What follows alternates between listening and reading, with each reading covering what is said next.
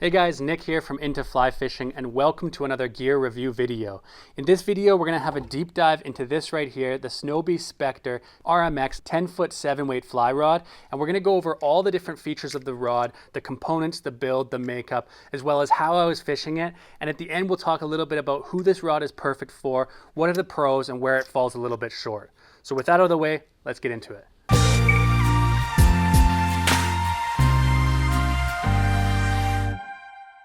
So before I get started with the review, I have to mention that Snowbee did send me this Snowbee Spectre RMX Fly Rod for review and testing, but in no way are we required to be positive or say anything glowing about this rod. We're going to be 100% honest with this product and every other product on this channel, whether we're purchasing it for ourselves, whether we're borrowing it from fly shops, or if the manufacturer sends it to us. So getting that out of the way, let's get started with how I was fishing this rod. And I guess one thing I should make pretty clear off the bat is that I've never fished a 10-foot fly rod before. So this was new to me, but I was really excited to try it out. And for a reel, I've had this thing hooked up with the Snowbee Spectre number 7/8 cassette reel. And I've actually done a review of that reel recently. You can just check the links up here and go check that out if you want.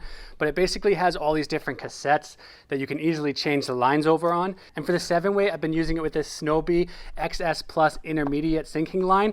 And I've also been using it with a half-weight overweighted reel floating line. And I took it down to a really large river here in northwest Montana, just below an enormous dam where there's a huge rock wall behind me. And with my other rods, including a moonshine and a bamboo rod by Headwaters, I was having a hard time casting above that massive rock wall behind me. So I knew I wanted to get a longer rod, and that's where the Snowbee Spectre came in, and I'm really glad I ordered it because it really did help me cast above that rock wall behind me. But that's not the only place that this rod would shine. I haven't had a chance to do it yet, but I plan to take this rod out on a drift boat trip this weekend, and I'm also going to be taking it out on my belly boat. Those are two superb areas where this rod can really shine because that extra foot that you get behind you can help keep your rod out of other anglers' ears and eyes while you're on a drift boat, and it can also help to keep your back cast above the water, helping you to get a better presentation when you're out floating on a belly boat or float tube. So if you guys want to see that update when I go and do those two trips, be sure to subscribe if you don't want to miss those episodes and you want to hear more about this Snowbee Spectre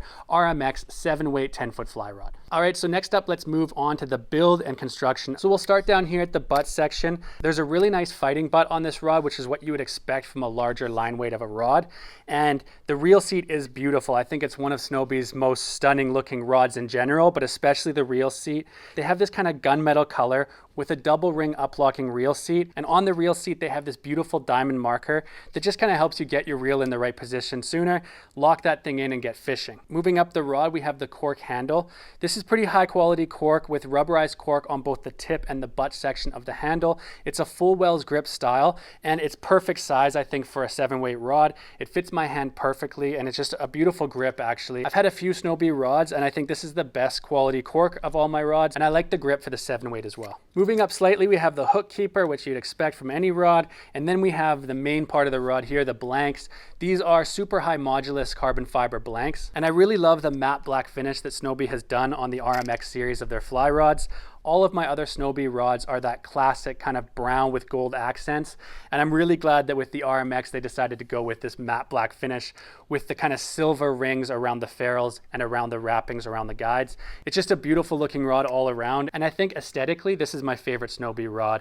But aesthetics don't matter, so let's talk more about the blanks themselves. So on the Snowbee website, they say that these are fine profile blanks that use predominantly 40-ton carbon fiber, and they blend that with a small amount of 36-ton carbon fiber, and that's meant to help deliver a really crisp middle to tip action. What I will say about this rod is that I really liked the action of it. I like the medium to fast action that this rod has. It gives me a little bit of forgiveness in my casting stroke, but it's also stiff enough that you can easily mend your line, control your line on the water, do beautiful roll casts, and really it has a sensitive enough tip that you're gonna feel those strikes. But with a 7-weight, I was using it mainly for streamers, so if there is a strike, I was definitely gonna feel it.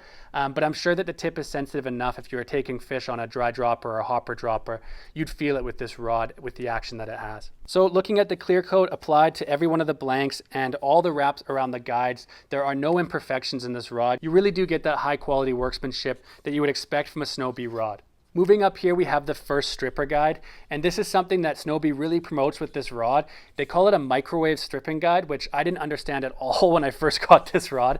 I looked at it, I thought that was a strange looking stripper guide. What's that meant to do? So the stripper guide itself is made with stainless steel, and it's coated with a super hard titanium that is supposed to provide a lot less friction through the rings. And it uses the latest American Tackle MW18 microwave guide system, and the snake guide is high lift with oversized hay fork tip rings, which helps to maximize the line speed as it shoots out of the rod. After reading that on their website, I had high hopes for this thing, going out and casting it and thinking, okay, well, this special new kind of maybe gimmicky looking stripping guide is supposed to help the rod fire the line out easier and not get wrapped around the bottom blank in the butt section.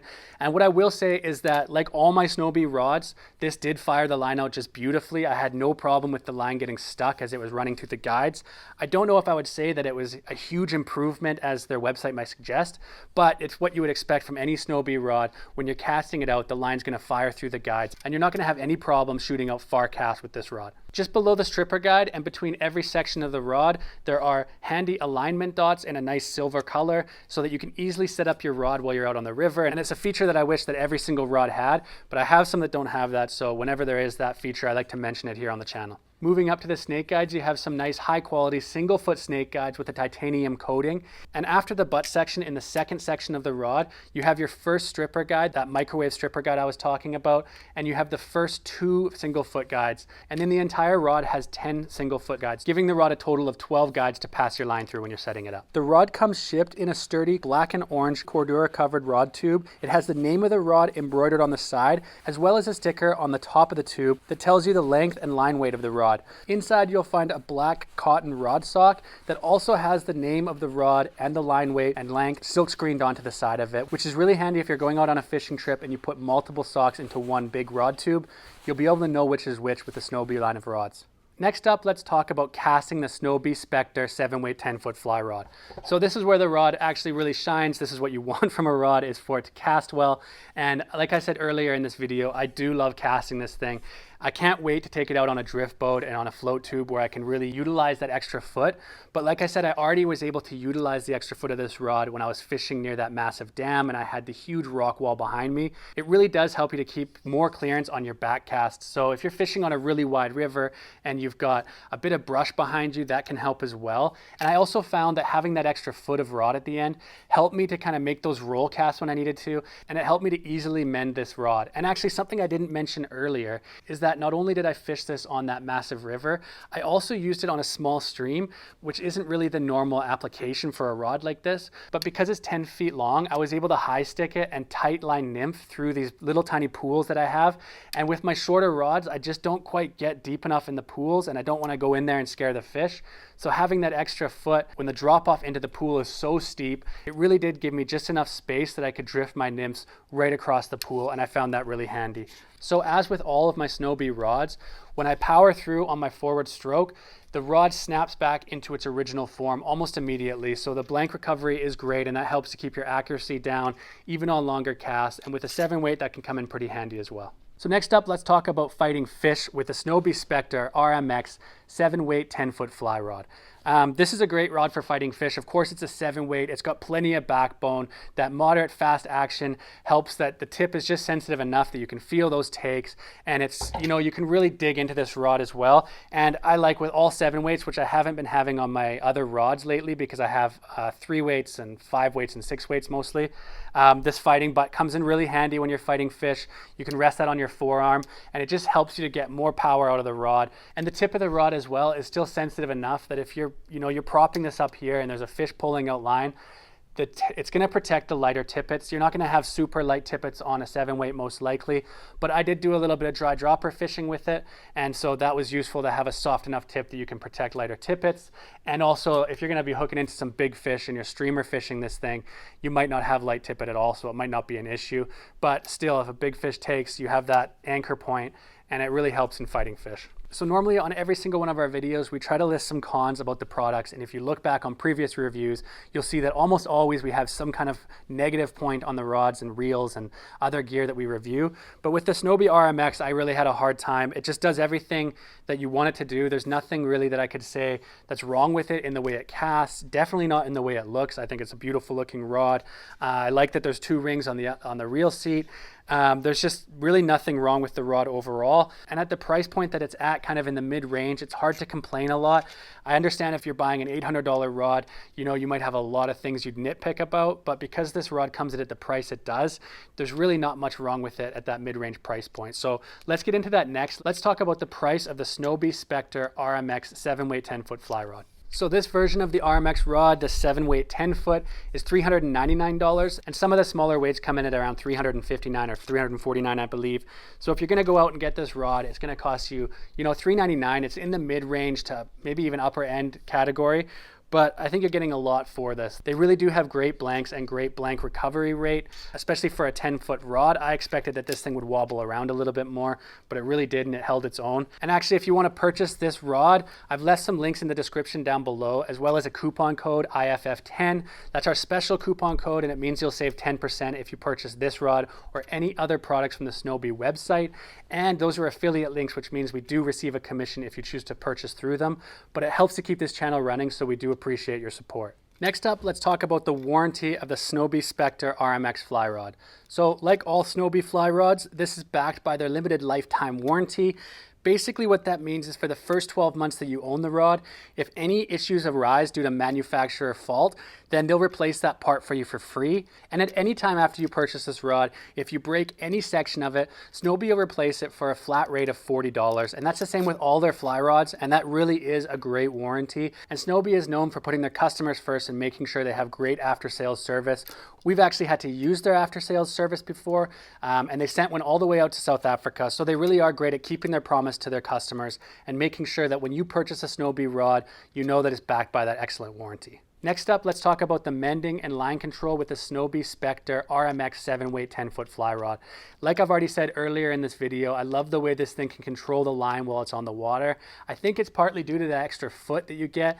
Whenever I was mending my line, whether it was just a quick loop or if I was lifting the line off the water and putting it back down again with a big hefty mend, both of those scenarios, it worked really, really well, and I had no problem controlling the line and getting that dead drift whenever I needed it. And also, like I said earlier, I've been casting this thing with a big rock wall behind me for the most part, and so I was doing some roll casts as well, and the thing roll casts really nicely, and I think that is also due to the extra foot you're getting on the end there. Like I said, this is my first 10-foot rod, but I did love the way that you could control the line, do some quick mends, and also get those beautiful roll casts out. So moving on, let's end this review with what we always end all of our reviews with, my personal thoughts and opinions about the Snowbee Spectre RMX 7-weight 10-foot fly rod. So like I've already said, I like the way this thing casts. I love that I finally have a 10-foot rod in my arsenal. It's really helped me to get my casts out there when I have a lot of stuff behind me, and I'm excited to try it out when I'm float tubing and when I'm going on this drift boat trip coming up on the weekend. I think that this rod is the perfect tool for all those applications. And if you're in the market for a 10-foot rod, whether it's the 7-weight or the 6-weight that they offer, or the 5-weight 10-foot as well, I think it'd be a great addition to anybody's kit. So I hope you guys enjoyed this video. If you did, please give it a thumbs up and leave a comment down below, and don't forget to subscribe and hit that notification bell so you'll be notified next time we come out with a new video, including my upcoming vlog series where I'm going to be featuring this rod a little bit more heavily. All right guys, till next time, tight lines.